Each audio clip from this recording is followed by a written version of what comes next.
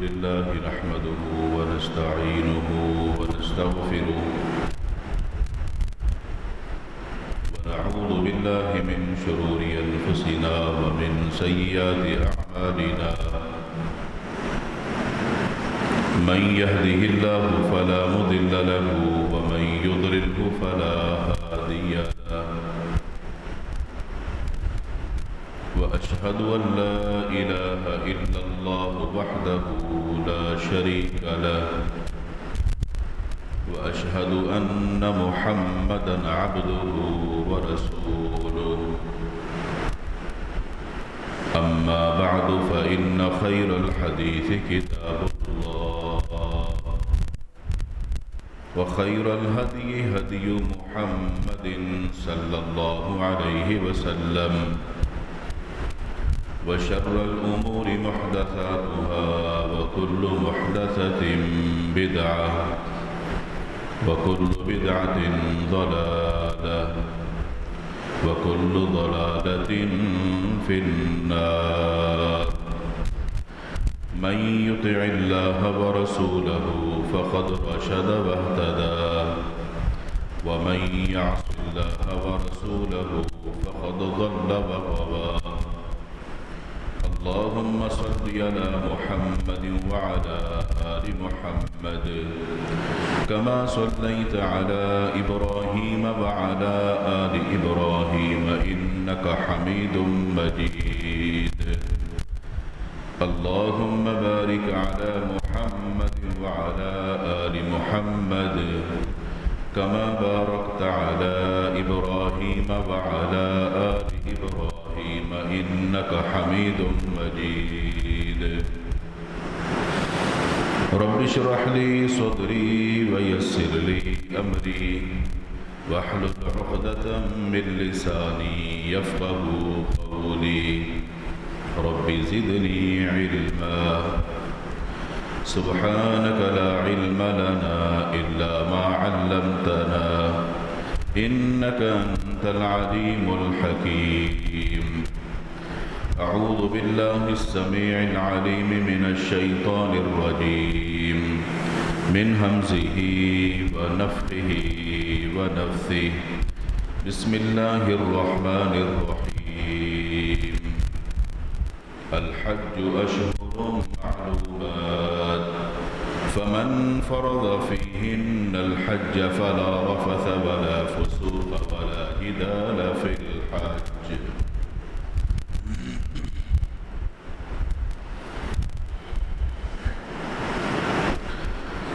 ہر قسم کی حمد و ثنا کبریائی بڑائی اللہ وحدہ لا شریک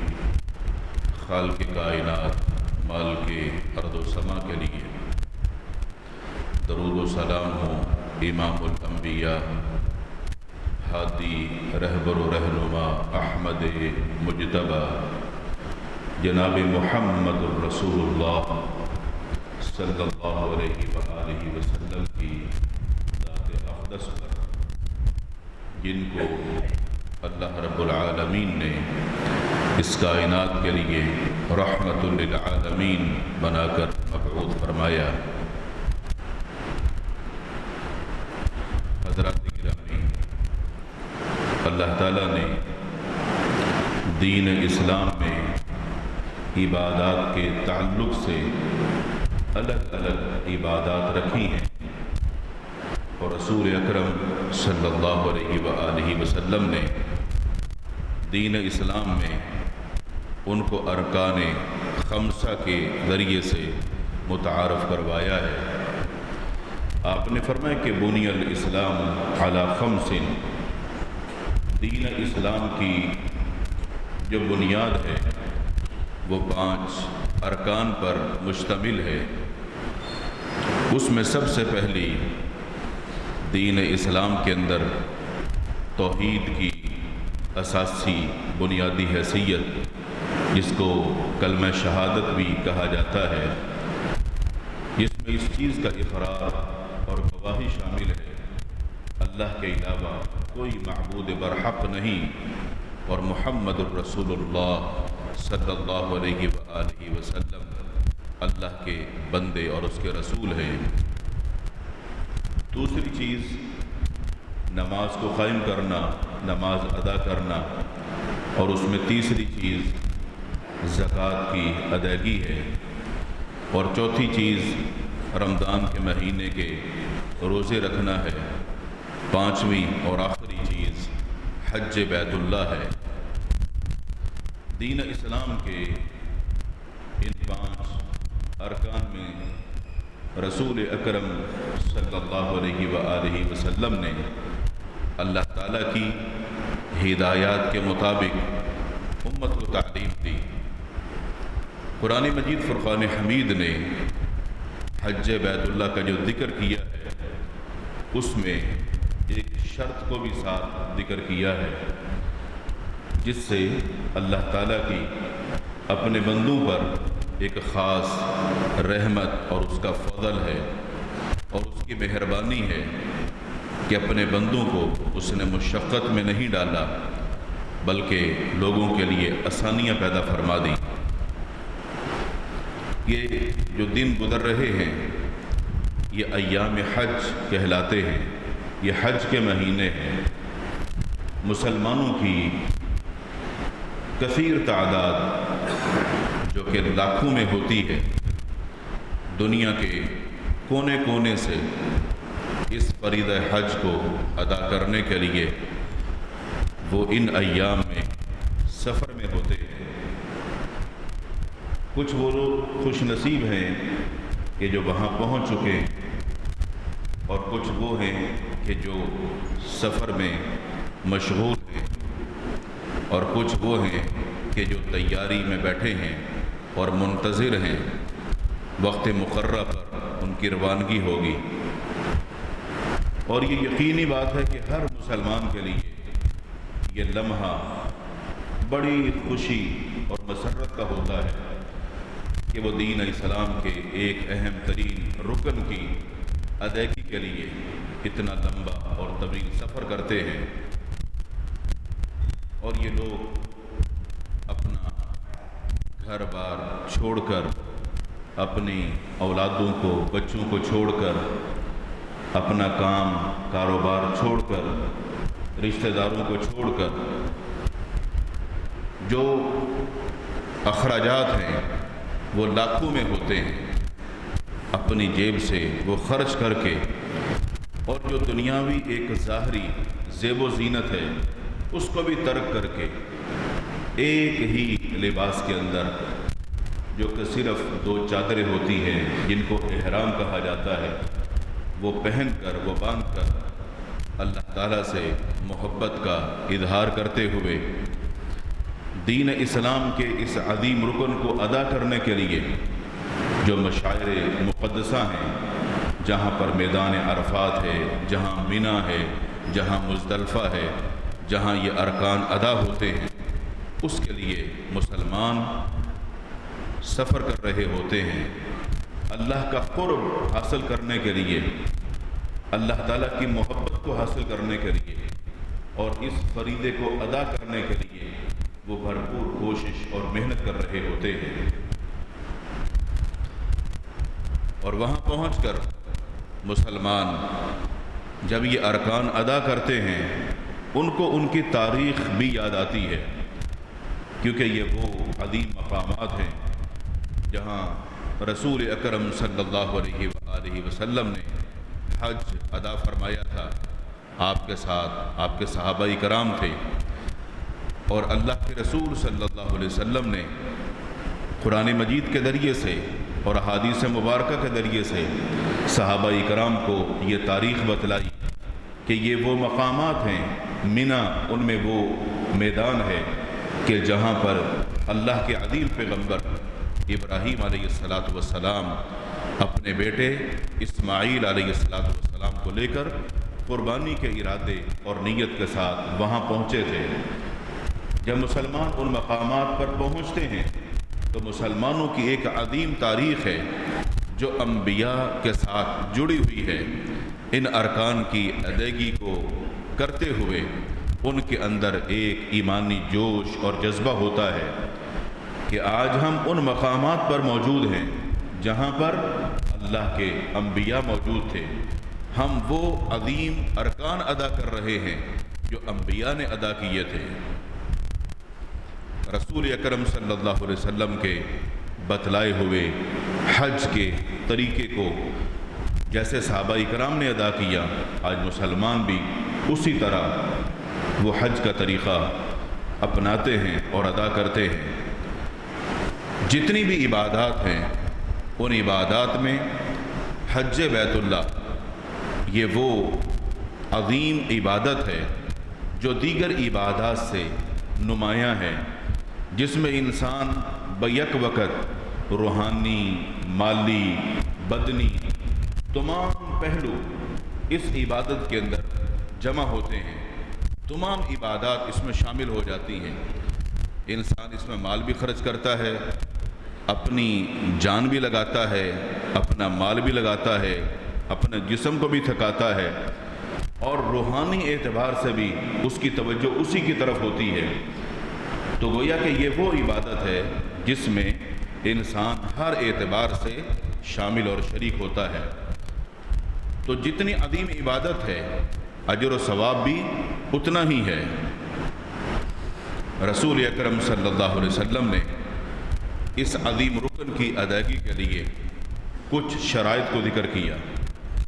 یہ شرائط بالکل ایسے ہی ہے جیسے دیگر عبادات کی شرائط ہوتی ہیں۔ نماز کی بھی کچھ شرائط ہیں، روزے بھی کی کچھ شرائط ہیں، اسی طرح اس حج بیت اللہ کی بھی کچھ شرائط ہیں۔ اس میں 4 شرائط جن کا ذکر احادیث کے اندر ملتا ہے۔ یہ حج بیت اللہ یہ اس بندے پر فرض ہے جو مسلمان ہے، کافر پر یہ عبادت فرض نہیں ہے۔ جو دین اسلام کے دائرے میں ہے اور مسلمان ہے، یہ اللہ تعالیٰ کی طرف سے فریضہ اس پر عائد ہوتا ہے۔ اور دوسری چیز، وہ مسلمان جو عقل مند ہو اور باشعور ہو۔ عقل مندی اور شعور اس لیے کہ یہ ایک عبادت ہے، اس عبادت کو کرنے کے لیے بندے کے پاس عقل اور شعور دونوں کا ہونا ضروری ہے۔ اگر کوئی بندہ پاگل ہے، دیوانہ ہے، عقل کام نہیں کرتی، تو اس پر یہ فریضہ عائد نہیں ہوتا اور وہ اس کا مکلف نہیں ہے۔ جیسے رسول اکرم صلی اللہ علیہ وسلم کے دور نبوت میں اگر کوئی مثال پیش آتی ہے تو وہ آج کے دور کے لیے مثال بن جاتی ہے۔ اسی طرح بلوغت، کسی بھی مسلمان کا بالغ ہونا، اور وہ اگر بچہ ہے تو اس پر حج فرض نہیں ہے، بلوغت کے بعد یہ فریضہ اس پر عائد ہوگا، اور یہ اس کے لیے شرط ہے۔ اللہ کے رسول صلی اللہ علیہ وسلم کے دور نبوت میں ایک عورت جب حج کے لیے وہاں حاضر ہوئی تو اس کے پاس اپنا ایک چھوٹا سا بچہ تھا، تو اللہ کے رسول صلی اللہ علیہ وسلم کے پاس آئی اور آ کر کہنے لگی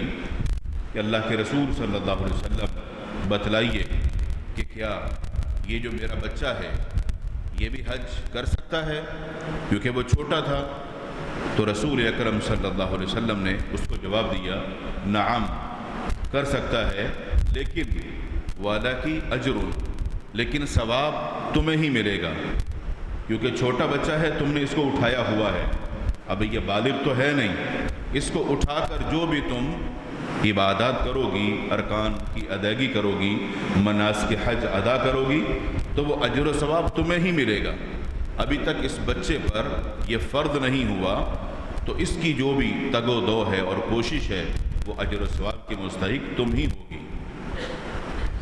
البتہ جب یہ بڑا ہو جائے گا اور بالغ ہو جائے گا تو اس پر جو حج فرض ہے وہ یہ اس وقت ادا کرے گا۔ اور چوتھی چیز ہے استطاعت۔ استطاعت کا مطلب ہوتا ہے مالی اعتبار سے قدرت رکھنا۔ بندے کے پاس حج کو ادا کرنے کے لیے، جانے کے لیے سواری بھی ہو اور اس کے اخراجات برداشت کرنے کی طاقت اور قدرت بھی ہو، اور جسمانی اعتبار سے بھی وہ سفر کے قابل ہو۔ قرآن مجید فرقان حمید نے اس کو ذکر بھی کیا، جیسے اللہ تعالیٰ کا فرمان ہے وَلِلَّهِ عَلَى النَّاسِ حِجُّ الْبَيْتِ مَنِ اسْتَطَاعَ إِلَيْهِ سَبِيلًا، اللہ تعالیٰ کی طرف سے ان بندوں پر یہ حج کا فریضہ عائد ہوتا ہے کہ جو اس راستے پر جانے کے لیے صاحب استطاعت ہوں، جن کے پاس مالی طاقت اور قدرت ہو، جن کا جسم صحیح سلامت ہو کہ وہ سفر کر سکتے ہوں۔ یہ تمام چیزیں استطاعت کے اندر آتی ہیں۔ جو صاحب استطاعت ہے اس پر یہ فریضہ عائد ہوتا ہے۔ یہ اللہ تعالیٰ کی طرف سے اپنے بندوں پر خاص فضل اور اس کی رحمت ہے۔ عبادات کے اندر اگر آپ نماز کو دیکھتے ہیں تو نماز کسی بھی حالت میں معاف نہیں ہے، چاہے کوئی بندہ بیمار ہی کیوں نہ ہو، چاہے کوئی اٹھ کر بیٹھ بھی نہ سکتا ہو، صرف ایک بندہ لیٹا ہوا ہے، بیمار ہے، بے شک وہ زخمی ہی کیوں نہ ہو، بے شک اس کی حالت کیسی ہی کیوں نہ ہو، جب تک وہ ہوش و حواس میں ہے، اس کی عقل کام کر رہی ہے، تو شریعت نے اس کو پابند کیا ہے کہ بے شک وہ اشارے کے ساتھ نماز پڑھے تو اس کو ادا کرنی ہوگی۔ اگر وہ پانی کو ہاتھ نہیں لگا سکتا تو تیمم کر کے وہ نماز پڑھے گا۔ عبادات کے اندر ہر عبادت کی اپنی ایک اہمیت ہے۔ فریضہ حج، اس میں اللہ تعالیٰ نے اپنے بندوں کے لیے ایک خاص رخصت رکھی ہے، اور یہ اتنی بڑی رخصت ہے کہ جس میں یہ بات کہہ دی گئی کہ جو صاحب استطاعت ہیں وہ اس فریضے کو ادا کریں گے۔ رسول اکرم صلی اللہ علیہ وسلم نے ایک موقع پر کہ جب آپ سے پوچھا گیا استطاعت کیا ہوتی ہے، آپ نے اس کی وضاحت بھی فرمایا الزاد والراحلہ، زاد سفر، جو آپ نے سفر کرنا ہے اس میں آنے والے جو اخراجات ہیں، جو ضروریات ہیں،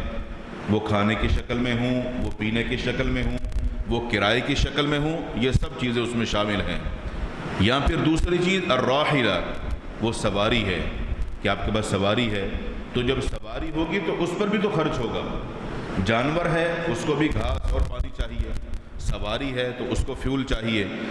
تو رسول اکرم صلی اللہ علیہ وسلم نے یہ جو بات بیان فرمائی ہے، یہ ہر دور کے اعتبار سے لوگوں کی ایک ضرورت ہے۔ اگر کوئی شخص مالی طاقت رکھتا ہے، یعنی مالدار ہے، لیکن جسمانی طور پر وہ حج کا جو سفر ہے وہ سفر کرنے کی طاقت نہیں رکھتا۔ بعض لوگ ہوتے ہیں وہ صاحب استطاعت تو ہیں، ان کا کام ہے، کاروبار ہے، مال ہے، جائیداد ہے، لیکن جسمانی اعتبار سے وہ اس سفر کے لیے طاقت ہی رکھتے ہیں۔ بیمار ہے، معذور ہے، کمزور ہے، یا کوئی ایسی صورتحال ہے، تو وہ بندہ جو صاحب استطاعت تو ہے مگر جسمانی اعتبار سے سفر نہیں کر سکتا، اس پر لازم ہے کہ وہ اپنی طرف سے کسی ایسے شخص کو حج کے لیے بھیج سکتا ہے جس بندے نے پہلے اپنا حج کیا ہوا ہو، اور وہ پھر اس بندے کی طرف سے حج ادا کر سکتا ہے۔ رسول اکرم صلی اللہ علیہ وسلم کے دور نبوت میں قبیلہ جوہینیہ کی ایک عورت حاضر ہوئی۔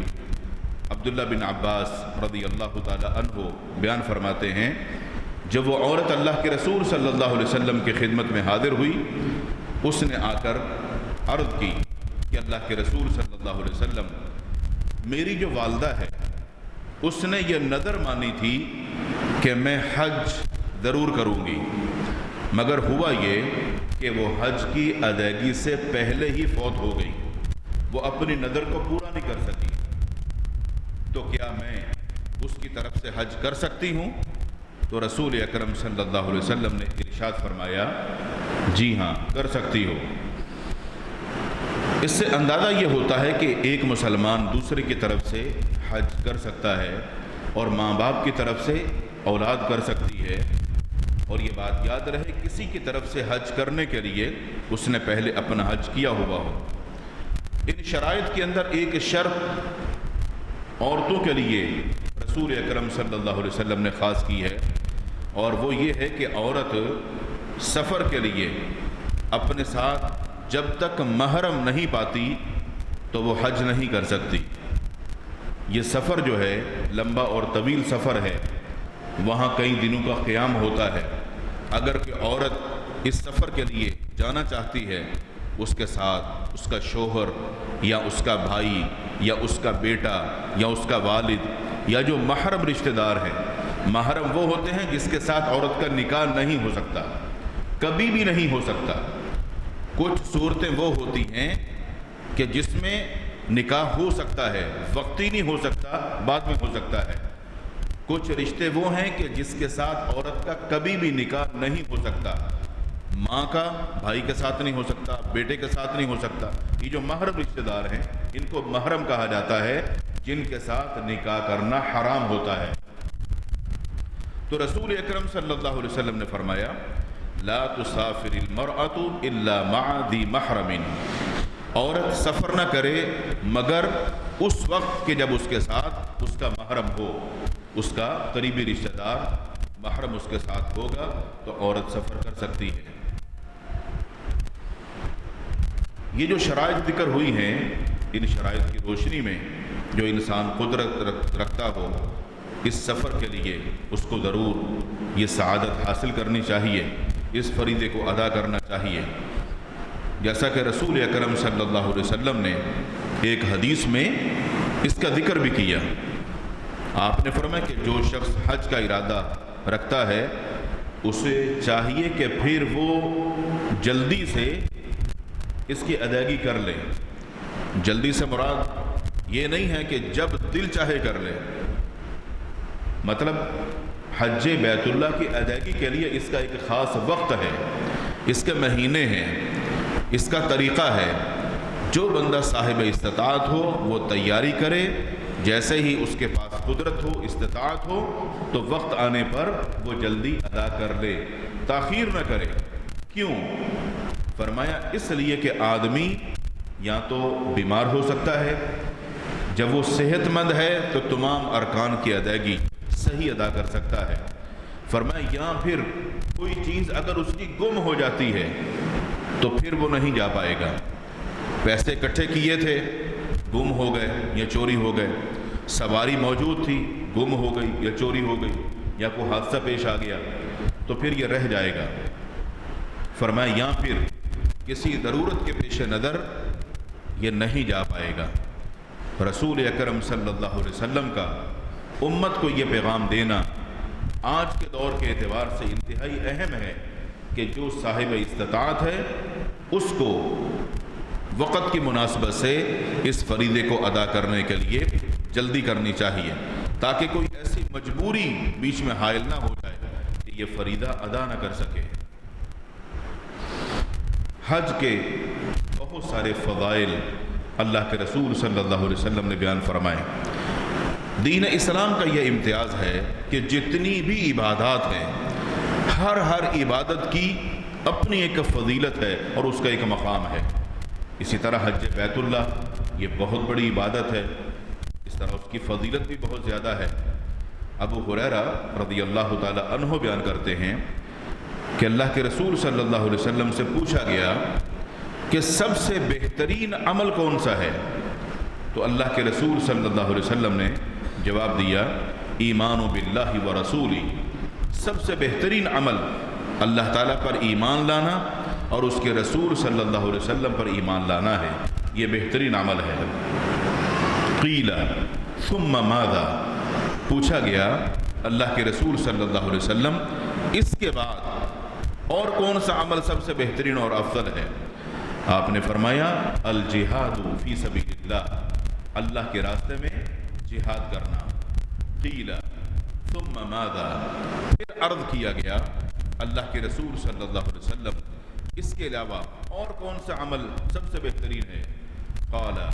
الحج مبرور، فرمایا حج مبرور، حج بیت اللہ کی سعادت حاصل کرنا، کہ ایک بندہ حج کی ادائیگی کے لیے جائے، تمام ارکان کو ادا کرے اور اس فریضے کو ادا کرے، یہ سب سے بہترین عمل ہے۔ عائشہ صدیقہ رضی اللہ عنہا نے اللہ کے رسول صلی اللہ علیہ وسلم سے عرض کی کہ ہم عورتیں یہ سمجھتی ہیں کہ جہاد کی بڑی فضیلت ہے اور دین اسلام کے اندر بڑا عظیم عمل ہے، تو جب یہ عظیم عمل ہے تو پھر کیا ہم جہاد کے اندر شرکت نہ کیا کریں؟ جیسے مرد جہاد کے لیے جاتے ہیں، جب یہ اتنا اچھا عمل ہے تو پھر عورتوں کو بھی تو جانا چاہیے۔ اللہ کے رسول صلی اللہ علیہ وسلم نے ان کی بات کو سنا اور ارشاد فرمایا کہ لیکن افضل الجہاد حج مبرور،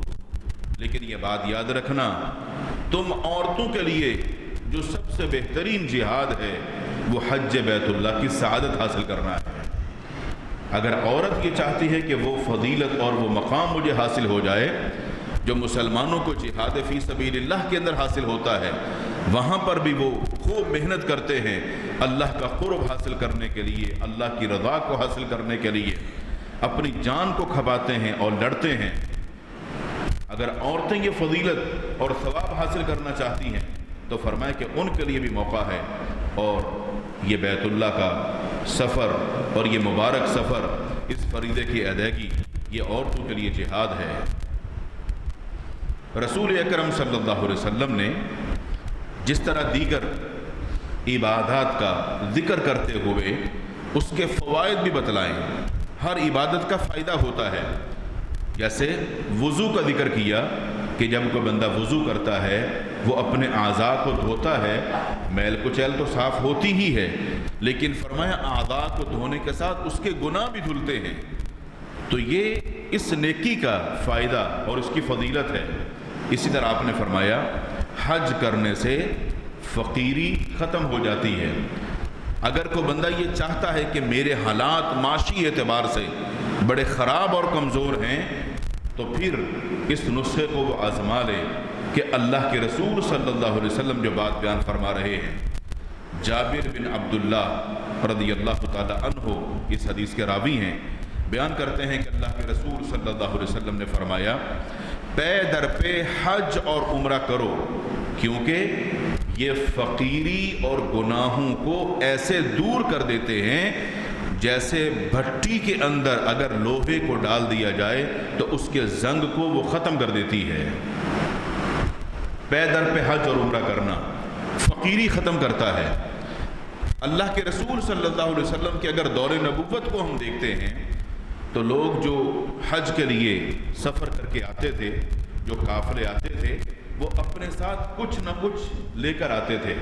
اپنے علاقے کی کوئی مصنوعات، کوئی چیزیں بیچنے کے لیے وہ سفر بھی کرتے تھے اور کچھ مصنوعات بھی لے کر آتے تھے، اور وہاں لا کر پھر ان کو وہ بیچتے بھی تھے اور ساتھ یہ فریضہ بھی ان کا ادا ہو جاتا تھا۔ اور جب یہاں سے جاتے تھے تو یہاں کی مصنوعات لے لیتے تھے اور جا کر اپنے علاقے میں وہ بیچ دیا کرتے تھے، اس طرح ان کے اسی سے اخراجات بھی نکل جاتے تھے۔ تو اللہ کے رسول صلی اللہ علیہ وسلم نے یہ جو بات بیان فرمائی ہے یہ فقیری کو ختم کر دیتی ہے۔ آج بھی ہم جانتے ہیں بہت ساری چیزیں جو اپنے اپنے ممالک کے اندر پائی جاتی ہیں، اگر کوئی بندہ وہاں لے کر جاتا ہے اچھے داموں بک جاتی ہیں۔ جب آپ وہاں سے آتے ہیں، اگر کوئی چیز وہاں سے لے کر آتے ہیں تو اپنے ملک کے اندر وہ بک جاتی ہیں۔ یہ ایک تجارت بھی ہے اور یہ بہترین عمل ہے غربت کو اور فقیری کو ختم کرنے کے لیے۔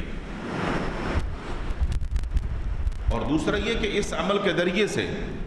جو سب سے بڑا فائدہ ہے وہ گناہوں کی بخشش ہے۔ اس عمل کو پے در پہ کرنے سے گناہوں کو بخشوانے کا بندے کو موقع ملتا ہے۔ جیسے بھٹی کے اندر لوہے کو ڈال دیا جائے تو اگر اس پہ زنگ ہو تو وہ لوہا بالکل صاف ہو جاتا ہے، زنگ اتر جاتا ہے۔ تو یہ بندہ ان اعمال کے ذریعے سے اپنے گناہوں کو اللہ تعالیٰ سے بخشوا لیتا ہے۔ ایک بندہ جب سفر حج کے لیے جاتا ہے یا عمرے کے لیے جاتا ہے، بیت اللہ کے اندر اس کا پہنچنا یہ سفر بھی مبارک، وہاں پہنچ کر نمازیں ادا کرنا، بیت اللہ کے اندر کتنی بڑی فضیلت والی یہ نمازیں ہیں جو یہ وہاں ادا کرتا ہے۔ پھر بیت اللہ کے اندر اس کی موجودگی اور وہاں رہ کر پھر یہ مسلسل طواف کرتا ہے، تو تھوڑا سا سوچئے کہ کتنے سارے نیک اعمال کرنے کا موقع ملے گا اور کتنے اس کے گناہ معاف ہوں گے۔ اور اگر اس بندے کو اس مبارک سفر کے اندر موت کا سامنا ہو جاتا ہے تو یہ موت بھی بڑی قابل فخر ہے۔ ابو ہریرہ رضی اللہ تعالی عنہ بیان کرتے ہیں کہ رسول اکرم صلی اللہ علیہ وسلم نے فرمایا، جو حج کرنے کے لیے نکلے اور اگر راستے میں اس کو موت آ گئی، اس کا انتقال ہو گیا، اس کے لیے قیامت کے دن تک حج کا ثواب لکھ دیا جاتا ہے۔ اس بندے کے لیے قیامت کے دن تک اس کا حج کا ثواب لکھ دیا جاتا ہے، اور جس دن یہ فوت ہوا اس دن سے لے کر قیامت تک اس کا ثواب جو لکھ دیا جاتا ہے کہ یہ بندہ عبادت کے اندر ہی مصروف رہا، تو کتنا سارا اجر و ثواب پائے گا۔ اتنی مبارک پاکیزہ نیت کے ساتھ جو بندہ اپنے گھر سے اللہ کی طرف سے عائد فریضے کو ادا کرنے کے لیے یہ سفر کرتا ہے، اور فرمایا کہ جو عمرہ کرنے کے لیے نکلے اور راستے میں فوت ہو جائے تو اس کے لیے قیامت کے دن تک عمرے کا ثواب لکھ دیا جاتا ہے۔ اللہ کے رسول صلی اللہ علیہ وسلم کے دور نبوت میں ایک واقعہ بھی پیش آیا۔ ایک شخص جس نے آپ کے ساتھ میدان عرفات کے اندر وقوف کیا اور وہ اونٹنی پر سوار تھا، اچانک اس کی اونٹنی نے اس کو گرا دیا، کوئی جھٹکا لگا یا کیا ہوا، یہ بندہ اونٹنی سے نیچے گرا اور گردن کے بل گرا، اس کی گردن ٹوٹ گئی اور اس کا انتقال ہو گیا۔ اللہ کے رسول صلی اللہ علیہ وسلم کو بتایا گیا، آپ نے فرمایا کہ اغسلوہ بماء وسدر وکفنوہ فی ثوبین، اس کو غسل دو، پانی کے اندر بیری کے پتے ڈال کر اس پانی کے ساتھ اس کو غسل دو اور اس کو کفن دو انہی دو چادروں کے اندر، یعنی جو اس نے احرام پہنا ہوا تھا، فرمایا یہی اس کا کفن ہوگا اور اسی کے اندر ان کو کفن دو اور پھر اس کو دفن کر دیا جائے۔ اور فرمایا کہ یہ بات یاد رکھنا، اس کو خوشبو نہیں لگانی، کیونکہ جب احرام پہنا ہوتا ہے تو خوشبو لگانا منع ہوتا ہے، اور سر کے اوپر کوئی کپڑا نہیں لے سکتے، سر کو ڈھانپ نہیں سکتے، تو فرمایا اس کو بھی خوشبو نہیں لگانی، اس کا سر بھی نہیں ڈھانپنا، کیونکہ اللہ تعالیٰ قیامت میں اسے اس حالت کے اندر اٹھائے گا کہ جب یہ قبر سے اٹھے گا تو اسی طرح لبیک اللہم لبیک کہتا ہوا اٹھے گا۔ یہ ہے انسان کا خاتمہ بالخیر، انما الاعمال بالخواتیم، تمام عملوں کا دار و مدار انسان کے خاتمے پر ہوتا ہے۔ جب یہ دنیا سے جا رہا ہے، اس کا جو خاتمہ ہے، آخری وقت میں یہ کیا کر رہا تھا، اسی طرح یہ قیامت کے دن اٹھے گا۔ اس حدیث کو سامنے رکھ کر ہر بندہ یہ سوچے کہ جو دین سے دوری اختیار کیے ہوئے جہالت کی یا منمانی کی یا خواہشات کی پیروی کرتے ہوئے وہ زندگی گزارتے ہیں جس میں اللہ اور اس کے رسول صلی اللہ علیہ وسلم کی نافرمانیوں کی زندگی ہے، اگر وہی غلط کام کرتے ہوئے اگر موت آ گئی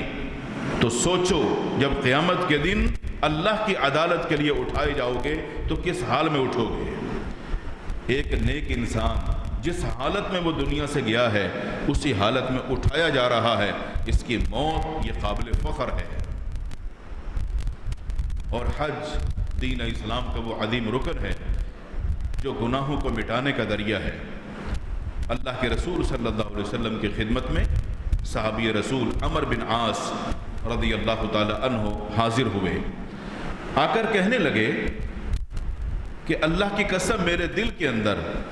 دین اسلام کی اللہ نے وہ محبت ڈال دی ہے کہ میں تیار ہوا کہ کیوں نہ میں اللہ کے رسول صلی اللہ علیہ وسلم کی خدمت میں حاضر ہو کر آپ سے بیعت کر لوں۔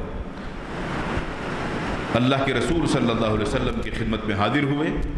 آ کر کہنے لگے کہ میں آپ کے ہاتھ پر بیعت کرنا چاہتا ہوں۔ آپ صلی اللہ علیہ وسلم نے اپنا ہاتھ آگے بڑھایا، عمرو بن عاص نے اپنا ہاتھ آگے بڑھا کر پیچھے کر لیا۔ اللہ کے رسول صلی اللہ علیہ وسلم نے جب ان کو ایسا کرتے ہوئے دیکھا، آپ نے فرمایا عمرو یہ کیا ہے، یہ تم نے کیا کیا؟ خود ہی کہتے ہو میں آپ کے ہاتھ پر بیعت کرنا چاہتا ہوں، میں نے بیعت کے لیے ہاتھ آگے کیا تو تم نے ہاتھ پیچھے کر لیا۔ کہنے لگے اللہ کے رسول صلی اللہ علیہ وسلم ایک شرط لگانا چاہتا ہوں۔ آپ نے فرمایا کیسی شرط؟ کہا اللہ کے رسول صلی اللہ علیہ وسلم شرط یہ ہے، یہ جو میں اسلام قبول کر رہا ہوں تو کیا اس سے پہلے جو میری زندگی گناہوں میں گزری ہے تو کیا وہ والے سارے گناہ معاف ہوں گے یا نہیں؟ اگر تو وہ معاف ہوں گے پھر تو فائدہ ہے اسلام قبول کرنے کا، بیعت کرنے کا۔ اگر وہ گناہ باقی رہیں گے تو پھر کیا فائدہ؟ آپ نے فرمایا اما علمت ان الاسلام یہدم ما کان قبلہ، کیا تم نہیں جانتے کہ دین اسلام اللہ کا وہ عظیم دین ہے کہ جو اس میں داخل ہو گیا، اس میں داخل ہوتے ہی پچھلے سارے گناہ معاف کر دیے جاتے ہیں۔ یہ دین اسلام کا فائدہ اور اس کی برکت اور اس کی فضیلت ہے۔ بندہ کلمہ پڑھے گا سچے دل کے ساتھ، سچے ارادے کے ساتھ، اس کے پچھلے جتنے بھی گناہ ہیں اللہ سب پر معافی قلم پھیر دے گا۔ اور فرمایا وَأَنَّ الْهِجْرَةَ تَهْدِمُ مَا كَانَ قَبْلَ، اور ہجرت کرنا بھی وہ عظیم عمل ہے کہ جس کے کرنے سے پچھلے سارے گناہ معاف ہوتے ہیں۔ اور فرمائے کہ وَأَنَّ الْحَجَّ يَهْدِمُ مَا كَانَ قَبْلَ، اور حج بیت اللہ کرنا بھی وہ عمل ہے جس کے ذریعے سے پچھلے سارے گناہ معاف ہو جاتے ہیں۔ تو گویا کہ دین اسلام کے ارکان میں سے حج بیت اللہ وہ عظیم رکن ہے جس کی ادائیگی پر انسان کے پچھلے سارے گناہ معاف ہو جاتے ہیں۔ اللہ کے رسول صلی اللہ علیہ وسلم کے عظیم صحابی ابو ہریرہ رضی اللہ تعالی عنہ بیان کرتے ہیں، آپ نے فرمایا من حج للہ فلم یرفث ولم یفسق رجع کیوم ولدتہ امہ، جس بندے نے اللہ کے لیے حج کیا، اللہ کے لیے حج کرنے کا مطلب یہ ہے، اس کا حج کرنے کا مقصد یہ نہیں تھا کہ میں اپنے معاشرے میں، خاندان، قبیلے میں، کالونی میں، محلے کے اندر لوگوں کی نظروں میں حاجی کہلاؤں گا، نہیں، اس حج کرنے کا مقصد اور اس کی نیت اللہ کی رضا حاصل کرنا، اس فریضے کی ادائیگی کرنا اور گناہوں کو بخشوانا ہے۔ جو اللہ کے لیے حج کرے اور اس حج کے دوران وہ کوئی بھی غلط کام نہیں کرے گا، نہ زبان سے نہ دیگر اعضاء سے، اور جتنے بھی گناہ ہیں جن کو گناہ کہا جا سکتا ہے، جو کیے جا سکتے ہیں، کچھ بھی ایسا نہ کرے، بالکل پاک صاف ہو کر رہے اور اس فریضے کو ادا کرے۔ تو فرمائے کہ پھر یہ بندہ حج کر کے جب لوٹے گا تو ایسے ہی ہوگا، گناہوں سے پاک اور صاف، گویا یہ پیدا ہی آج ہوا ہے۔ تو اس سے اندازہ یہ ہوتا ہے کہ ان عبادات کے لیے اگر کوئی بندہ اپنے آپ کو تیار رکھتا ہے تو اس عبادت کے لیے جب آپ تہیا کر چکے ہیں تو گناہوں کو آپ نے وہیں سے چھوڑ دیا ہے۔ اب گناہوں کی کہانی ختم، ابھی سے گناہوں کو ترک کر دینا، پھر وہاں پہنچ کر سچی توبہ اور معافی، تو واپس پلٹیں گے تو گناہوں کی معافی ہوگی تو پچھلا سارا حساب ختم ہو چکا ہوگا۔ مگر آج جو مسلمانوں کی صورتحال ہے، اپنے نام کے ساتھ لیبل لگا لیا جاتا ہے کہ یہ حاجی صاحب ہیں، پھر حاجی صاحب کا کردار وہی ہوتا ہے جو حاجی ہونے سے پہلے تھا۔ اور چند اہم باتیں اس میں یاد رکھیے کہ انسان جو حج کے لیے جا رہا ہے اس کا وہاں جانے کا مقصد اس فریضے کی ادائیگی ہونا چاہیے، وہاں سیر و تفریح نہیں ہونا چاہیے، اللہ کا قرب حاصل کرنا ہونا چاہیے، اس فریضے کی ادائیگی کے ساتھ اپنے گناہوں کی بخشش ہونی چاہیے۔ دوسری چیز، اس عمل کے لیے جو وہ مال خرچ کرے گا وہ مال پاک ہونا چاہیے۔ یہ نہیں ہے کہ سود کا پیسہ، حرام کا پیسہ، رشوت کا پیسہ اور ادھر ادھر سے ہاتھ مار کے اکٹھا کیا اور حج کرنے چلا گیا، ایسا کچھ بھی نہ ہو، اس لیے کہ جو حرام کے پیسے سے کوئی بھی عبادت کرتا ہے وہ عبادت اللہ کے ہاں مقبول نہیں ہوتی۔ تیسری چیز، تمام گناہوں کی سچی توبہ کے لیے جب یہ سفر شروع کرے اس کو چاہیے کہ یہیں پر جانے سے پہلے جس کے ساتھ جو لین دین ہے، قرضہ اور دیگر معاملات ہیں یا حقوق العباد کے معاملات ہیں، سب کچھ یہاں کلیئر کر کے جائے۔ یہ نہیں ہے کسی کی زمین پہ قبضہ کیا، کسی کے پلاٹ پہ قبضہ کیا، جو ہتھیانا تھا ہتھیا لیا اور اب یہ حج کرنے چلا گیا کہ پچھلے سارے گناہ بخشوانے جا رہا ہوں۔ جیسے میں کہا کرتا ہوں، لوگوں کو چکر دینے کے بعد بیت اللہ کے چکر لگانے سے یہ معاف نہیں ہوں گے۔ یہاں جو چکر لوگوں کو دیے ہیں وہ یہاں کلیئر کرنے ہوں گے۔ ہاں، اگر کسی بندے کے لین دین کے اندر کچھ ایسے معاملات ہیں جو بر وقت ادا نہیں کر سکتا تو اس کے لیے ضروری ہے کہ وہ وصیت لکھ کے جائے گا، اور وہ وصیت ذمہ دار کو دے کے جائے گا کہ میں مر گیا تو میری اس جائیداد میں سے اس وصیت کو پورا کیا جائے گا، جو حقدار ہیں جن کا دینا ہے ان کو دیا جائے گا۔ چوتھی بات، حج ایک عبادت ہے اور عبادات کے اندر طریقہ ایک ہی ہوتا ہے، اور وہ اللہ کے رسول صلی اللہ علیہ وسلم کا طریقہ ہے۔ تمام عبادات میں جب ہمارے لیے اسوہ حسنہ اللہ کے نبی صلی اللہ علیہ وسلم ہے تو حج کی ادائیگی کے اندر بھی طریقہ اللہ کے رسول صلی اللہ علیہ وسلم کا ہے۔ ہمیں اپنے مکاتب فکر سے ہٹ کر یہ دیکھنا ہے کہ قرآن و حدیث میں کون سا طریقہ ہے حج اور عمرے کا، اسی طریقے پر حج اور عمرہ کیا جائے گا تو اللہ کے ہاں مقبول ہوگا۔ اللہ تعالیٰ سے دعا ہے اللہ تعالیٰ ہم سب کو دین کو سیکھنے، سمجھنے، اصلاح کرنے اور عمل کرنے کی توفیق عطا فرمائے۔ وآخر دعوانا الحمدللہ رب العالمین۔